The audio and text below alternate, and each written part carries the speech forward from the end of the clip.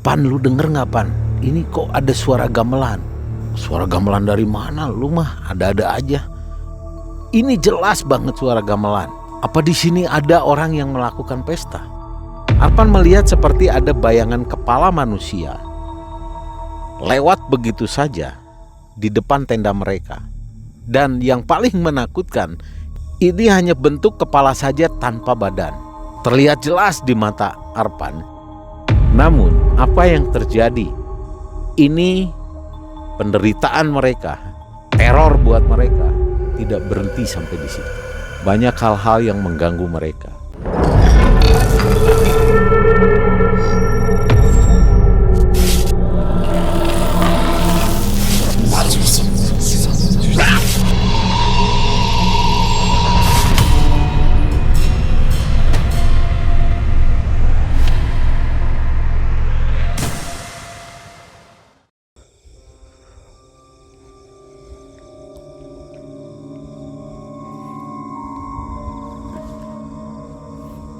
Assalamualaikum warahmatullahi wabarakatuh. Terima kasih Sobat Malam Mencekam. Jumpa lagi dengan saya di sini dan tim Malam Mencekam yang akan kembali mengisahkan cerita mistis dan mencekam tentunya. Terima kasih buat Anda yang sudah mendukung channel ini. Juga jangan lupa untuk memberikan like, komen, dan share ke teman-teman. Siapa tahu teman-teman Anda juga suka dengan cerita-cerita yang horor dan mencekam tentunya. Oh ya Sobat Malam Mencekam sekalian, apabila Anda memiliki cerita atau pengalaman pribadi yang cukup horor dan mencekam, silakan Anda mengirimkannya melalui email yang sudah kami siapkan. Dan jangan lupa juga kunjungi channel kami, yaitu Melihat Malam dan Mengulas Malam. Baik Sobat Malam Mencekam sekalian, kali ini kita akan mengisahkan sebuah cerita yang dikirim oleh Saudara Agung yang bertempat tinggal di kota Bandung. Nah, Agung ini menceritakan dia bersama 3 orang temannya lagi, yaitu bersama Arpan, bersama Ekim, dan bersama Wibi. Mereka ini berempat, kawan yang sudah lama. Mereka ini sudah seperti saudara. Masing-masing memiliki karakter yang berbeda-beda. Nah, suatu hari mereka berembuk dan merencanakan untuk melakukan pendakian. Karena jujur, memang mereka ini hobi sekali naik gunung.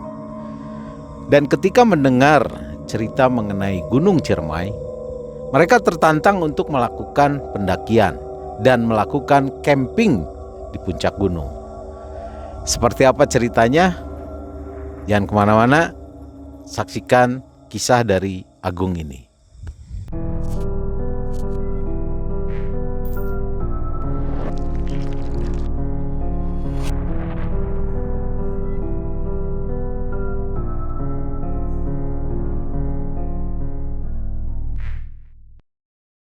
Oke Sobat Malam Mencekam, kita langsung ke cerita yang dikirimkan oleh Agung ini. Nah, Agung ini bersama Ekim, bersama Arpan, dan bersama Wibi. Ini mereka merencanakan pendakian ke Gunung Ciremai. Akhirnya mereka melakukan persiapan dan rencananya mereka akan berangkat di pagi harinya. Dan cerita ini yang disampaikan oleh Agung itu terjadi di tahun 2016. Seperti apa ceritanya? Agung langsung merencanakan rencana pemberangkatan, yaitu tepatnya justru di hari biasa. Mereka merencanakan berangkat di hari Rabu pagi. Mereka ini bertempat tinggal di Bandung itu berbeda-beda, jauh-jauh. Ada yang di Kiara Condong, rata-rata Kiara Condong. Dan satu, Wibi, itu tinggalnya di Sarijadi. Nah, kebetulan Wibi ini dikenal sebagai orang yang ya cukup malas lah. Dalam artian terlalu nyantai orangnya. Itu kata Agung. Setelah sepakat, mereka berkumpul di hari Selasa dan rencananya mereka akan menginap di rumah Agung, yaitu yang terletak di daerah Kiara Condong. Dan semuanya sudah sepakat bahwa keberangkatan dari Bandung menuju ke Majalengka itu akan dilakukan pada jam 6 pagi hari. Singkat cerita, masing-masing mempersiapkan semua persediaannya, barang-barangnya, alat-alatnya, serta perbekalannya. Dan yang terjadi justru di luar dugaan Agung. Kenapa? Karena Wibi yang seharusnya berkumpul di rumahnya, begadang bersama, istirahat bersama, tetapi Wibi tidak datang. Akhirnya malam itu hanya Arpan, Ekim, dan Agung. Bertiga mereka tidur di rumah Agung. Ketika pagi hari tiba, setelah mereka melakukan sholat subuh, mereka belum juga melihat keberadaan Wibi. Karena seharusnya Wibi itu sudah tahu bahwa rencana keberangkatan menuju Majalengka itu jam 6 pagi. Ya, dengan sangat terpaksa Agung dan kawan-kawan akhirnya berusaha menunggu, dan Arpan mencoba terus menghubungi Wibi. Namun ternyata tetap tidak dapat menghubungi Wibi. Kenapa? Karena handphonenya tidak diangkat-angkat. Akhirnya cukup kesal sih, mereka mencoba untuk terus mengontak Wibi. Dan ternyata tepat jam 10 pagi akhirnya ada panggilan ke handphonenya Arpan, yaitu dari Wibi. Dan Wibi meminta maaf. Kenapa? Karena dia ternyata telat bangun. Ya, apa boleh buat, akhirnya mereka harus menunggu. Dan jam setengah 12 siang akhirnya Wibi sudah sampai di tempatnya Agung. Dengan muka yang cukup merasa bersalah. Namun karena mereka adalah sahabat yang cukup lama, akhirnya semua itu diabaikan. Akhirnya keberangkatan tertunda selama 5 jam. Dan seharusnya pada jam 11 itu rencananya mereka sudah tiba di Majalengka, dan kurang lebih jam setengah 12 mereka sudah ada di pos Beron. Semua berantakan. Tetapi apa boleh buat, perjalanan harus terus dilakukan. Sobat Malam Mencekam sekalian, dan akhirnya setelah sholat zuhur barulah mereka bisa meninggalkan kota Bandung ini menuju Terminal Maja di Majalengka dengan menggunakan bis. Sampailah mereka di sana, kemudian mereka melanjutkan perjalanan menuju base camp Beron. Karena mereka mau mendaki gunung melalui jalur Apuy. Di sana mereka beristirahat sebentar sambil makan-makan dan sambil minum kopi. Kemudian mereka melakukan pengecekan terhadap barang-barangnya, dan di sana mereka ngobrol dengan yang punya warung. Bapak yang punya warung ngobrol dengan mereka, mengatakan bahwa untuk pendakian ke Ciremai sebaiknya dilakukan pada siang hari. Karena apa? Karena kalau malam hari, berdasarkan informasi dari si bapak pemilik warung, itu cukup riskan karena Gunung Ciremai cukup terkenal dengan hal-hal mistis. Namun 4 orang yang bandel ini, mereka seolah-olah tidak mengabaikan itu. Mereka merasa bahwa sudah biasa naik gunung, dan mereka cukup mempunyai nyali atau mental yang cukup besar untuk menaiki Gunung Ciremai di malam hari. Bahkan Arpan sampai bilang begini, udahlah, kalau yang namanya naik gunung malam hari, ya paling ketemunya ya kuntilanak yang goib-goib. Gak ada masalah. Itu yang disampaikan Arpan dengan takabur. Akhirnya setelah mereka melakukan persiapan, dan Ekim terlihat melakukan simaksi, yaitu melakukan administrasi, dan semua didata oleh petugas di pos Apuy itu. Akhirnya mereka pada jam 5 sore mereka bertekad untuk menaiki gunung. Setelah melakukan semua administrasi, berjalanlah mereka menuju pos 1. Dari base camp itu, tepat pukul 5 sore, Mereka berjalan menuju pos 1, yaitu pos Arban namanya. Perjalanan menuju pos Arban itu tidak ada kendala apapun.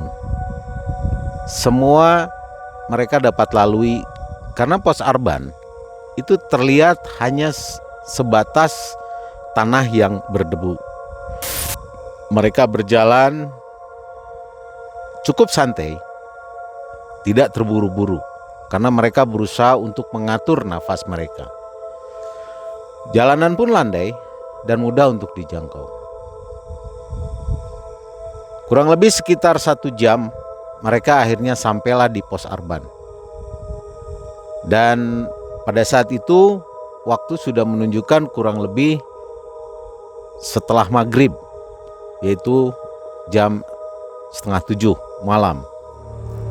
Di sana di pos 1 mereka beristirahat dulu sambil ngobrol dan sambil minum kopi. Arpan terlihat menyalakan sebatang rokok untuk melepas lelahnya. Tidak lama dari situ mereka hanya beristirahat kurang lebih 1/4 jam dan mereka melanjutkan lagi menuju pos kedua, yaitu pos Simpang 5. Nah, di sini perjalanan mulai cukup menantang karena kiri kanan itu sudah mulai terlihat hutan dan jalanan pun mulai menanjak. Ini cukup melelahkan buat mereka.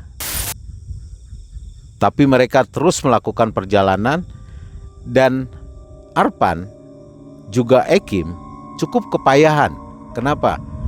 Ya karena kebiasaan merokok yang membuat napas mereka cukup tersengal-sengal.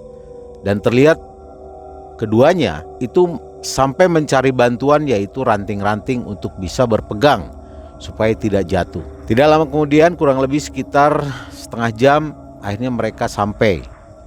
Mereka ini cukup cepat karena tenaganya memang mereka sudah persiapkan. Dan sampailah mereka di pos 2, yaitu pos Simpang 5. Di situ kondisi sudah mulai dingin. Bahkan terlihat awan kabut itu sudah mulai menyelimuti. Pandangan pun hanya berjarak kurang lebih sekitar 3 meter saja. Namun mereka sudah mempersiapkan segala sesuatu dalam kondisi apapun. Semua sudah dipersiapkan. Di sini mulai perasaan sudah nggak enak. Karena jam waktu itu kurang lebih menunjukkan pukul 7:30. Pada saat itulah Agung melihat sesuatu yang menurut dia itu cukup mengerikan. Agung melihat ke sebelah kanan yang cukup gelap. Di dalam semak-semak hutan sebelah kanan, Agung melihat seperti ada sosok bayangan. Ada sosok terlihat seperti nenek-nenek tua yang memakai tongkat. Sontak saja ini membuat Agung kaget. Dan Agung langsung berbisik kepada teman-temannya. Tapi jawaban teman-temannya sungguh aneh. Mereka tidak melihat apa-apa. Tapi jelas Agung masih bisa melihat bahwa sosok nenek-nenek tua bertongkat itu jelas berjalan semakin dekat mendekati Agung. Sontak saja dari situ Agung mundur karena rasa takut. Dan ini membuat teman-temannya kaget. Sampai Ekim berteriak, "Gung, kenapa?" Itu sambil nunjuk ke semak-semak. Tapi Ekim tidak melihat apapun yang ditunjuk oleh Agung. Tidak lama berselang, ternyata sosok bayangan nenek-nenek itu menghilang begitu saja. Dan ini membuat Agung cukup lega. Namun, raut wajah Agung yang ketakutan itu masih terlihat jelas. Agung bahkan berpikir, oh ini karena saya mungkin terlalu takabur. Dan memang perlu Sobat MM sekalian tahu bahwa ada satu hal yang sama sekali mereka lupakan, yaitu mereka tidak berdoa. Ini yang kadang membuat siapapun yang melakukan pendakian memasuki daerah wilayah yang cukup rawan, cukup mistis, mereka lupa untuk berdoa. Ini yang mengakibatkan begitu banyak hambatan-hambatan yang terjadi. Ini semoga menjadi pembelajaran buat kita semua. Justru di sana Agung merasa cukup kelelahan dan terlihat raut wajahnya itu masih nampak ketakutan. Karena jelas di pandangan mata Agung, dia melihat sosok nenek tua beruban dengan berjalan memakai tongkat. Dan matanya ini yang membuat Agung semakin ketakutan. Matanya merah, tajam menatap Agung. Agung berpikir, kok heran teman-temannya itu kok bisa nggak melihat sosok itu. Tidak lama kemudian akhirnya mereka sampailah di pos 2. Mereka beristirahat sebentar, dan ketika beristirahat di pos 2 ini, Wibi bertanya kepada Agung, "Gung, tadi kamu kenapa?" Namun Agung tidak menjawab. Dia hanya terdiam dan menunduk. Masih terlihat wajahnya begitu ketakutan. Akhirnya Wibi memberikan sebotol air minum untuk diminum oleh Agung supaya bisa tenang. Setelah Agung minum air tersebut, lalu Wibi bertanya lagi, "Gung, kamu tadi lihat apa sih sebenarnya?" Dan yang lain pun, baik Arpan dan Ekim, berusaha mendengarkan apa yang terjadi dengan Agung. Akhirnya, mau tidak mau, Agung bercerita mengenai apa yang dilihatnya. Agung bercerita bahwa dia melihat sosok nenek tua yang matanya merah, jalan bungkuk dengan memakai tongkat. Itu memandang ke arah dia dan berjalan mendekati dia. Itulah yang membuat dia takut. Terlihat saat itu, ketiga temannya cukup bengong juga, cukup kaget juga dengan cerita yang disampaikan oleh Agung. Akhirnya, suasana yang mencekam, suasana rasa takut yang ada, itu akhirnya muncul di setiap teman-temannya. Dirasakan oleh teman-temannya. Bahkan Ekim sampai berpikir begini, gimana kalau rencana camping kita ini kita gagalin aja, kita balik lagi. Saya udah ngeri ngelihat seperti ini. Namun Arpan mengatakan apa? "Wah, kamu ini kok pengecut," katanya. "Kita jalan lagi." Akhirnya mereka pun sepakat untuk meneruskan perjalanan. Dan di sini Wibi menyarankan untuk sama-sama kita berdoa dulu. Ya, dalam doa itu terlihat ada yang serius berdoa dan hanya sekedar menundukkan kepala. Entah apa yang dibacanya. Setelah itu mereka langsung melanjutkan perjalanan menuju pos berikutnya, yaitu pos ketiga. Dari perjalanan pos kedua sampai pos ketiga, ternyata suasana medan yang mereka tempuh ternyata jauh lebih sulit. Bukan lagi seperti di jalur yang pertama ke kedua. Yang kedua ketiga ini jalurnya makin parah. Kalau diibaratkan, yang namanya melangkah aja, itu dengkul ini bisa menyatu dengan dada. Untung di situ mereka memanfaatkan ranting-ranting yang ada. Akhirnya berjalan mereka di samping-samping tebing yang cukup curam dan licin. Mereka berusaha untuk tidak jauh satu dengan yang lainnya. Mereka tetap berdekatan dan mereka tetap berjalan dengan bantuan akar atau ranting-ranting yang terjuntai di tebing tersebut. Dan ini yang membuat kecerobohan yang dilakukan oleh Ekim. Dia hampir saja terjatuh. Yang kebetulan Arpan yang posisinya berada di belakang Ekim langsung memegang tangannya Ekim. Untung saja selamat mereka.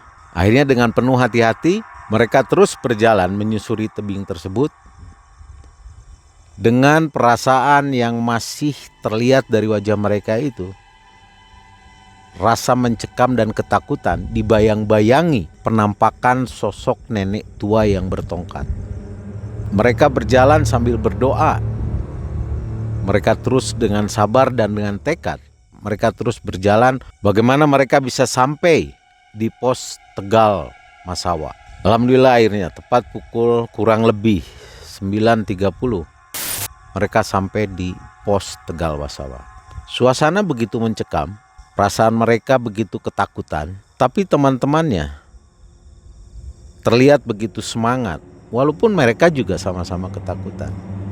Nah, inilah yang membuat mereka tetap sepakat untuk terus melanjutkan perjalanan dengan niat untuk camping. Sesampainya mereka di Tegal Masawa, kelelahan pun terlihat dari wajah mereka, dan akhirnya di pos itu mereka beristirahat. Suasana sangat gelap sekali. Hanya suara binatang-binatang kecil yang ada di hutan itu. Di sini, tidak berapa lama dari situ, ada kejadian aneh terjadi kembali. Kenapa? Karena di malam itu, ketika mereka lagi duduk-duduk di pos, mereka seperti mendengar ada suara burung gagak. Ternyata suara burung itu, benar saja tebakan mereka, itu adalah burung gagak. Mereka cukup aneh juga. Ada burung gagak di malam hari, di hutan. Dan itu bertengger. Itu kurang lebih jaraknya itu 3 meter dari arah mereka lagi beristirahat. Sobat malam mencekam sekalian, burung gagak itu memandangi mereka sambil terus sesekali burung itu berbunyi. Kengerian, ketakutan kembali menghantui mereka. Mereka betul-betul belum habis ingatan mengenai nenek yang bertongkat itu. Mereka sudah dihadapkan dengan satu kejadian lagi, yaitu kondisi burung gagak yang terus menatap ke arah mereka dan berbunyi sekali-sekali. Akhirnya mereka memutuskan untuk terus melanjutkan perjalanan mereka. Dan yang anehnya adalah perjalanan mereka seolah-olah itu dipandu, seolah-olah diarahkan oleh burung gagak tersebut. Karena burung gagak tersebut biasanya yang namanya burung itu mungkin terbang ke arah yang tidak diduga-duga, ke arah kemana, ke kiri, ke kanan, atau ke atas. Namun burung gagak ini terbangnya dari pohon ke pohon, seperti mengarahkan jalannya mereka, seperti memandu mereka untuk berjalan ke depan. Dan dengan rasa yang cukup mencekam, mereka mau tidak mau akhirnya mengikuti kemana arah burung tersebut. Dan sobat malam mencekam sekalian, apa yang terjadi? Burung itu benar saja, burung itu memandu mereka sampai ke pos berikutnya, yaitu pos Jamuju. Karena terlihat beberapa meter ke atas itu sudah terlihat ada bentuk bangunan, dan ternyata itu adalah pos Jamuju. Akhirnya mereka kembali beristirahat karena waktu yang ditempuh dari pos sebelumnya ke pos Tegal Jamuju itu kurang lebih 1 jam mereka tempuh. Akhirnya mereka beristirahat kembali, namun keanehan terjadi. Wibi yang melihat burung itu berada di atap pos Jamuju, tiba-tiba hanya dalam kedipan mata, burung itu menghilang begitu saja, tidak kelihatan. Dan Wibi berbisik kepada teman-temannya, "Gung, burung tadi menghilang. Kamu lihat gak? Tadi kan di atas." "Iya, sekarang gak ada." "Wah, kok bisa cepat gitu menghilangnya ya?" Karena menghilangnya tidak ada suara burung terbang, tidak ada suara kepak sayap. Tiba-tiba burung itu raib begitu saja. Kembali hal ini membuat suasana mereka benar-benar semakin ketakutan. Tapi tekad sudah bulat. Mereka sudah sepakat mereka akan melakukan camp di Gunung Setangkai.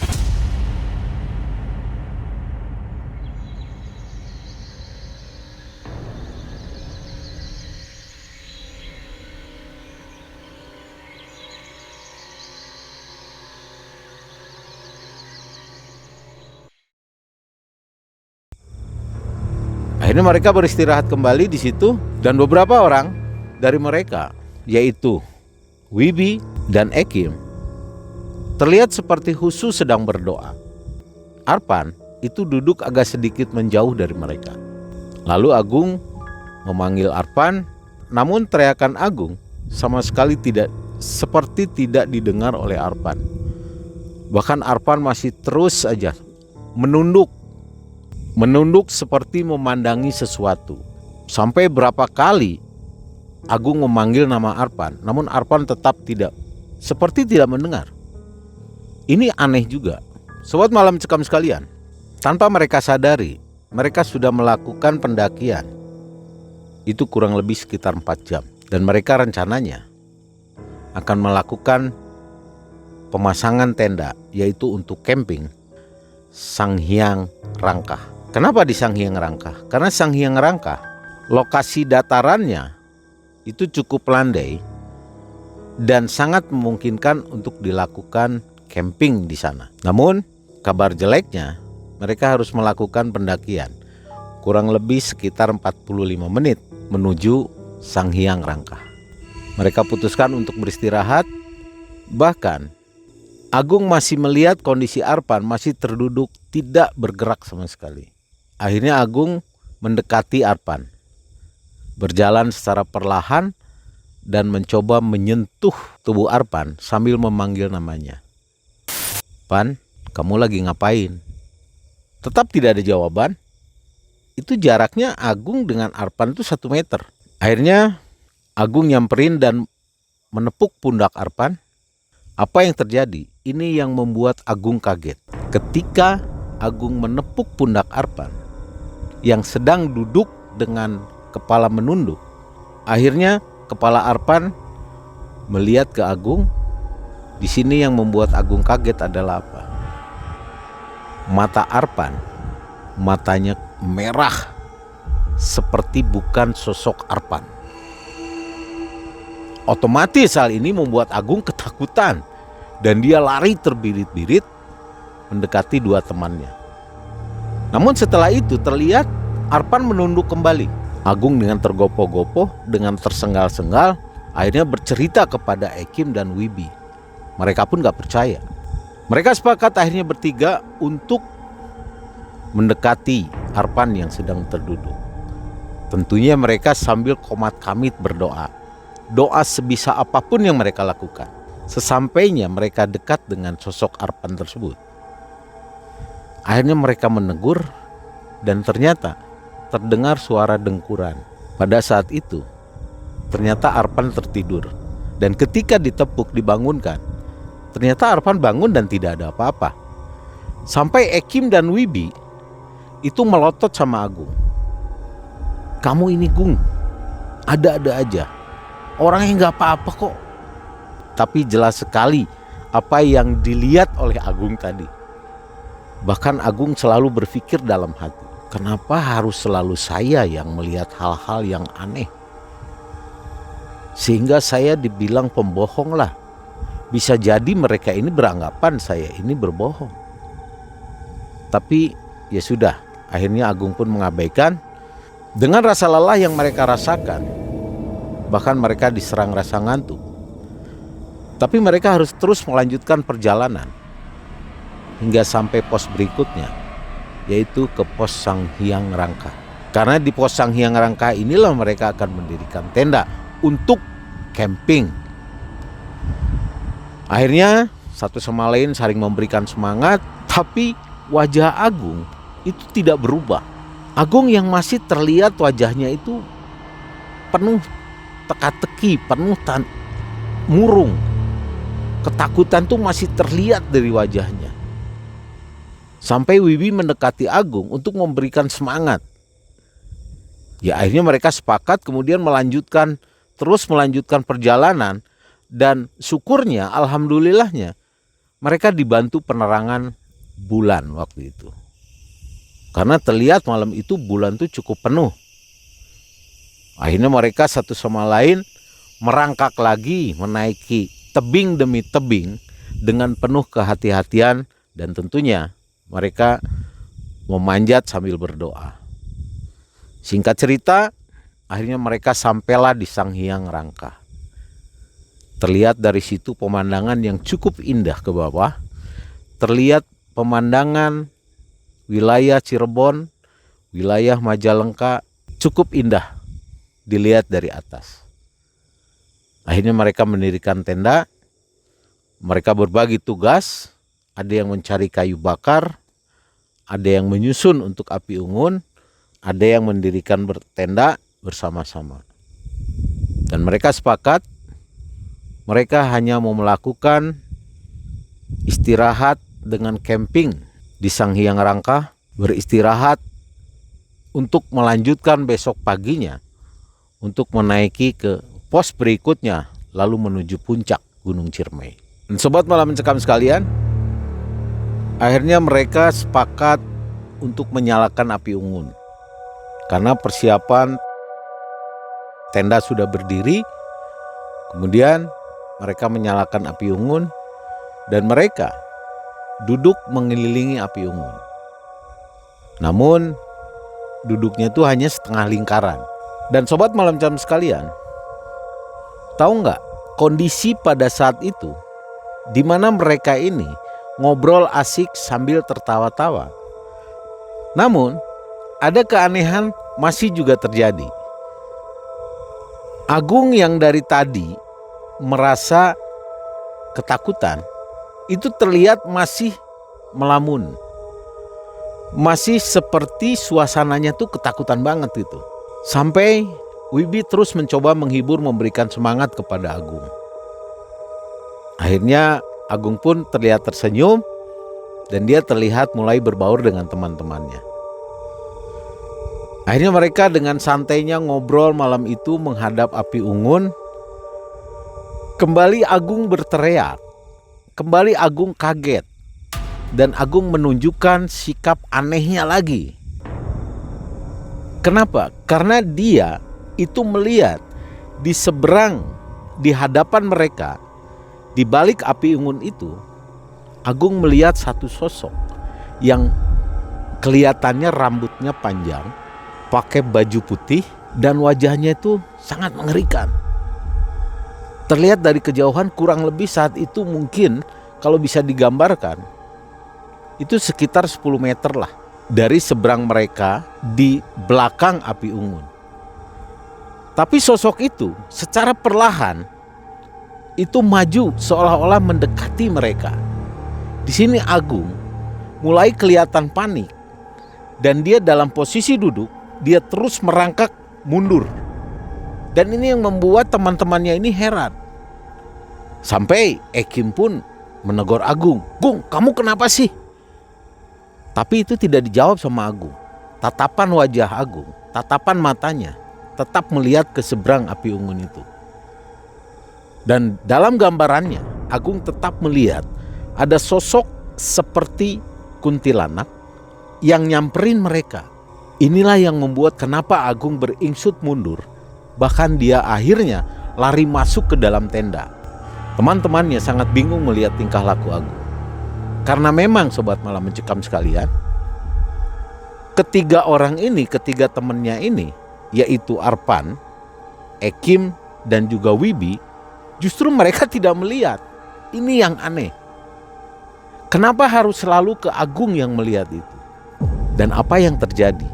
Yang tadinya si Ekim, kemudian si Arpan dan Wibi yang tadinya senyum-senyum seolah-olah melihat Agung seperti ketakutan, apa yang mereka lihat ternyata benar. Mereka kaget, ternyata mereka juga melihat sosok itu dengan jelas secara perlahan. Itu mendekati mereka, mendekati api unggun.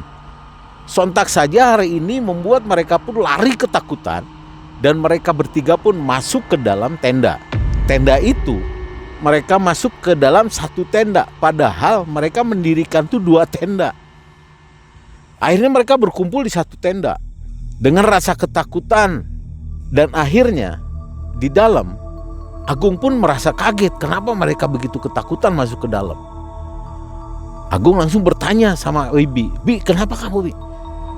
"Gung, benar Gung, ternyata apa yang kamu lihat itu gua juga lihat, Gung." Akhirnya Agung dengan tersenyum, sedikit tersenyum sinis, dia bilang sama Wibi, "Kalian sih gak percaya sama saya.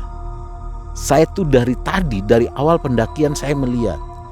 Udah Gung, sekarang gini Gung, itu sosok itu berjalan perlahan mendekati tenda." Akhirnya mereka berempat berusaha untuk mengintip dari balik pintu resleting tenda mereka. Apa yang mereka lihat? Hasilnya sosok itu pun tidak ada. Raib. Tapi ketakutan semakin datang kepada mereka, semakin mendera mereka. Akhirnya dengan rasa ketakutan yang mereka rasakan, mereka berusaha untuk tidur. Bahkan tenda yang satu lagi dibiarkan kosong oleh mereka. Karena rasa takut, akhirnya mereka berkumpul dalam satu tenda. Mereka berusaha untuk melupakan kejadian-kejadian yang mereka alami. Dan mereka berusaha untuk sebisa mungkin mereka segera tidur. Karena sebenarnya dari sebelumnya, dengan kelelahan yang ada dan rasa ngantuk yang ada, harusnya mereka sudah tidur. Tapi malam itu begitu susah. Mereka berusaha untuk tidur. Namun apa yang terjadi, sobat malam mencekam sekalian, ini penderitaan mereka, teror buat mereka tidak berhenti sampai di situ. Saat mereka berusaha untuk tidur, ternyata banyak hal-hal yang mengganggu mereka. Dan dalam suasana ketakutan itu, tahu nggak sobat malam mencekam? Tiba-tiba si Ekim menyenggol tangannya Arpan. Otomatis Arpan kaget dan dia menatap ke Ekim. Ekim bilangnya apa? Pan, lu denger nggak Pan? Ini kok ada suara gamelan. Suara gamelan dari mana? Lu mah ada-ada aja. Ini jelas banget suara gamelan. Apa di sini ada orang yang melakukan pesta? Ah, udahlah. Mimpi kamu mah. Akhirnya Arpan mengabaikan apa yang dirasakan oleh Ekim. Namun teror tidak sampai berhenti di situ. Arpan jelas sekali melihat keluar tenda, disinari oleh api unggun itu. Arpan melihat seperti ada bayangan kepala manusia lewat begitu saja di depan tenda mereka.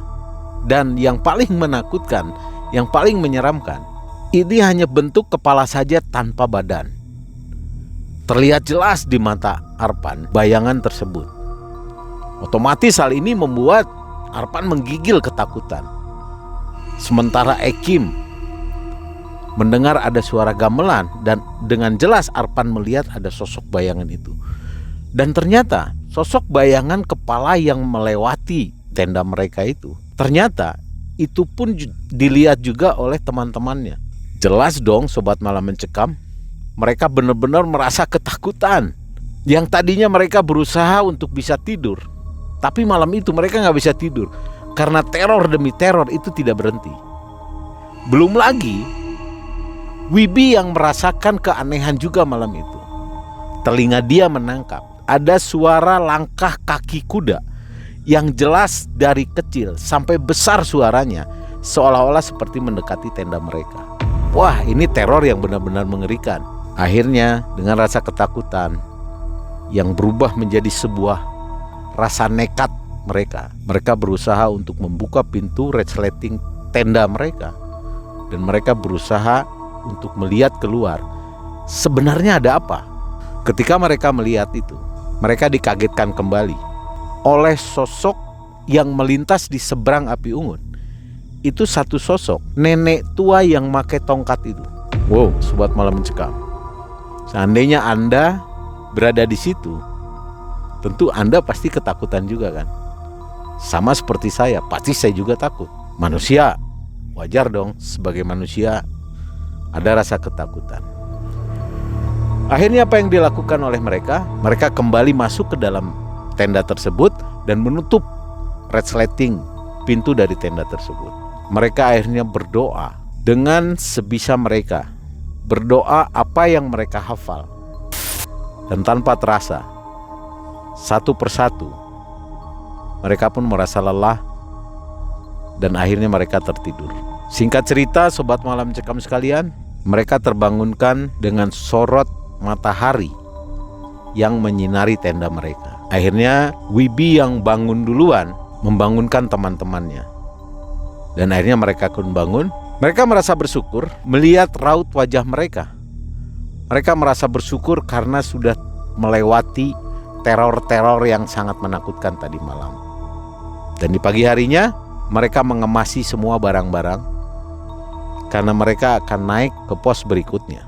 Kira-kira saat itu tepat pukul 7 pagi, setelah mereka selesai membereskan dan mempacking barang-barang bawaan mereka, akhirnya mereka berjalan kembali menaiki tebing-tebing melalui jalan setapak yang masih terlihat hutan belantara. Mereka akan berjalan untuk menempuh sampai ke pos 6, yaitu yang dinamakan Goa Walet. Mereka berangkat pukul 7, kurang lebih pukul 8. Akhirnya mereka ketemu dengan yang namanya Goa Walet. Dan di sana mereka betul-betul merasa happy kelihatannya. Merasa enjoy kelihatannya. Walaupun terlihat sosok Agung yang masih kurang bersemangat kelihatannya. Dan terlihat cukup kelelahan. Nah, sesampainya di Goa Walet, mereka melakukan, mereka berfoto-foto lah, selfie bersama, kemudian menikmati pemandangan alam yang ada. Karena pagi itu suasana berada di puncak gunung itu begitu indah mereka rasakan. Namun hal tersebut tidak lama mereka nikmati. Karena akhirnya Wibi punya inisiatif, Wibi punya ide untuk menuruni gunung itu sepagi mungkin. Jangan sampai nanti terjebak lagi di gunung itu pada malam hari. Dan akhirnya keempat sahabat ini, mereka sepakat untuk pulang menuruni Gunung Ciremai itu pada jam 10 pagi. Tujuannya adalah supaya sampainya dia di base camp itu sore. Dan setelah mereka bersenang-senang dan berfoto di puncak gunung itu, walaupun mereka tidak sampai ke puncaknya ya, karena ya dirasa cukuplah mungkin mereka berada di situ. Akhirnya tepat pukul 10 pagi mereka pulang dan menuruni Gunung Ciremai itu melalui jalur yang sama ketika mereka naik. Walaupun sedikit ada was-was apa yang pernah mereka alami ketika tadi malam. Namun rasanya kalau siang hari mereka berharap ya mudah-mudahan tidak ada apa-apa. Hanya tantangan bagi mereka adalah jalan naik itu berbeda dengan saat menuruni. Kenapa?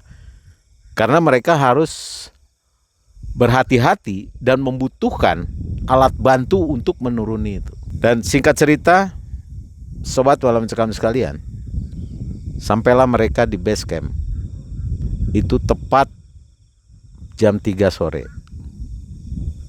Dan akhirnya mereka beristirahat di warung yang di awal mereka minum kopi di situ. Dan mereka bertemu dengan bapak pemilik warung itu, dan bapak itu juga menanyakan kabarnya. Bagaimana pengalaman mengenai tadi. Akhirnya cerita yang dialami oleh mereka itu mereka tidak bisa pendam. Mereka ceritakan semua ke bapak itu. Dan bapak itu pun hanya tersenyum. Seolah-olah bapak itu memang mengetahui apa yang ada. Kondisi seperti apa kalau mendaki Gunung Ciremai itu di malam hari.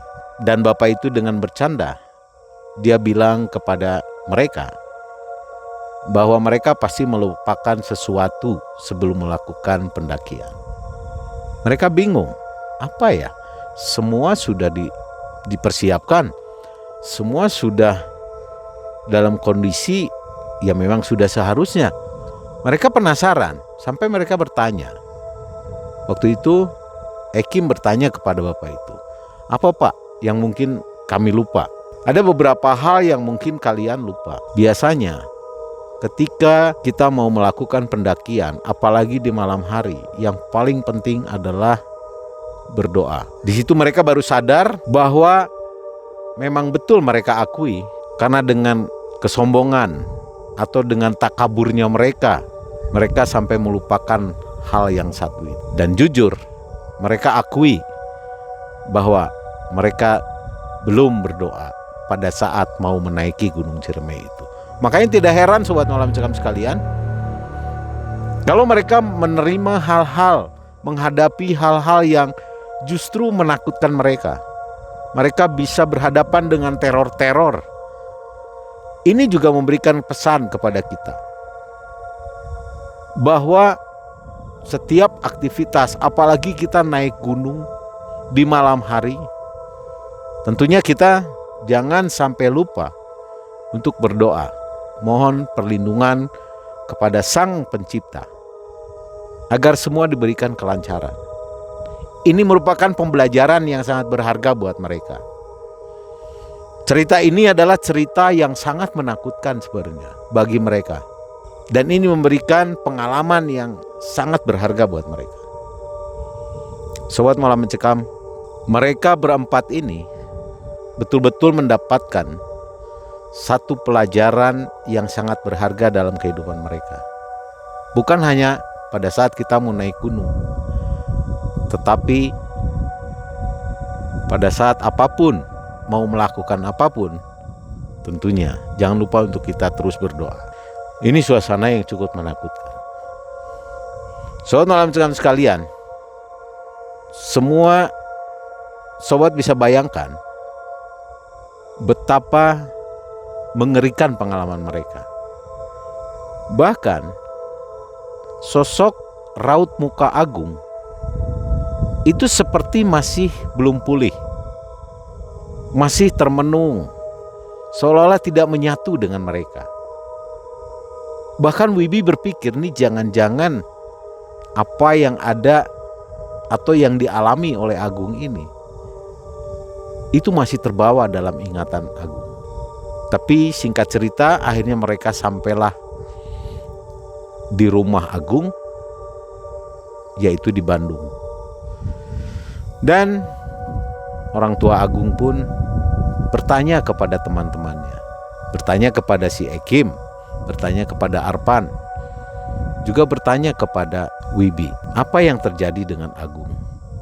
Soalnya anak itu kelihatannya beda banget, tidak seperti biasanya. Mereka hanya menjawab, kami kurang tahu Bu, tapi sepertinya gak ada apa-apa. Dan memang ketika si Wibi, Ekim, dan Arpan bubar pun, Agung tuh kelihatannya memang beda. Yang mereka takutkan adalah suasana, atau yang paling mengerikan adalah sosok-sosok gaib yang ada di hutan itu ikut ke Agung. Karena Agung terlihat seperti linglung, seperti polos, menyapa mereka pun tidak, lebih banyak diamnya. Namun mereka bertiga ini akhirnya melakukan doa sebelum mereka berpisah, dan mereka mengajak Agung untuk sama-sama berdoa. Setelah mereka berdoa, terlihat Agung mulai cerah, senyum walaupun gak banyak bicara. Sobat Malam Mencekam sekalian, akhirnya mereka bertiga ini setelah berdoa, mereka bertiga ini akhirnya pamit, mau pulang ke rumah masing-masing.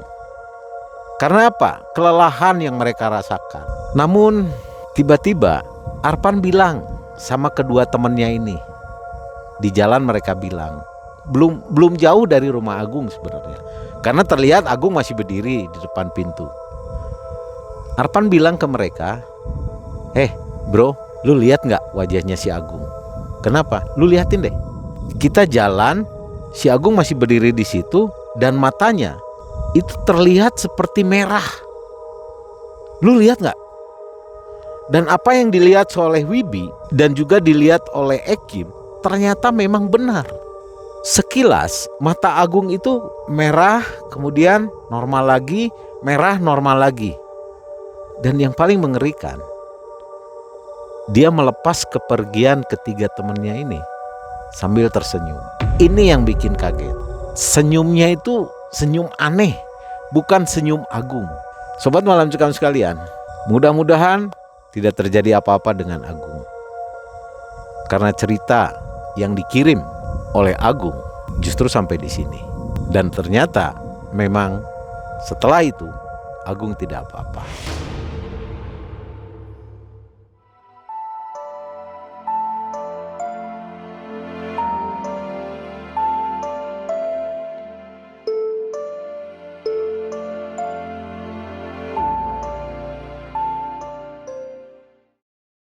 Dari sini kita dapat mengambil hikmah, kita dapat mengambil pembelajaran bahwa kalau kita mau mendaki gunung, seyogyanya sebaiknya kita pelajari dulu mengenai karakteristik, keadaan, dan kondisi gunung tersebut. Agar kita punya pengetahuan, punya bekal. Ya kalau bisa jangan malam-malam lah naik gunung. Kalau mau menikmati ya berangkat pagi. Tapi rencana mereka juga memang begitu awalnya. Hanya karena Wibi inilah yang katanya kebluk ketiduran. Jadi semuanya jadi molor. Akhirnya mereka terjebak sampai malam, harus mendaki gunung. Itulah pengalaman yang dialami oleh keempat sahabat ini. Mudah-mudahan memberikan pembelajaran buat kita semua Sobat Malam Mencekam. Tentunya kami dari tim Malam Mencekam mengucapkan banyak terima kasih kepada Anda yang selalu dengan setia menyimak, menonton channel ini dan selalu mendukung kami. Dan jangan lupa buat Anda yang belum mendukung nih, yang belum mendukung, Anda silakan tekan tombol subscribe dan menyalakan loncengnya. Kenapa? Karena banyak cerita-cerita nanti yang akan kami suguhkan kepada Anda, supaya Anda nggak ketinggalan cerita-cerita selanjutnya. Jangan lupa juga untuk mengunjungi channel kami yang lainnya, yaitu Mengulas Malam dan Melihat Malam. Melihat Malam adalah sebuah konsep video penelusuran ke lokasi. Dan Mengulas Malam adalah cerita horor anak muda yang diramu dengan komedi horor. Terima kasih. Saya Yudi di Bandung Selatan bersama tim Malam Mencekam. Kami pamit. Wassalamualaikum warahmatullahi wabarakatuh.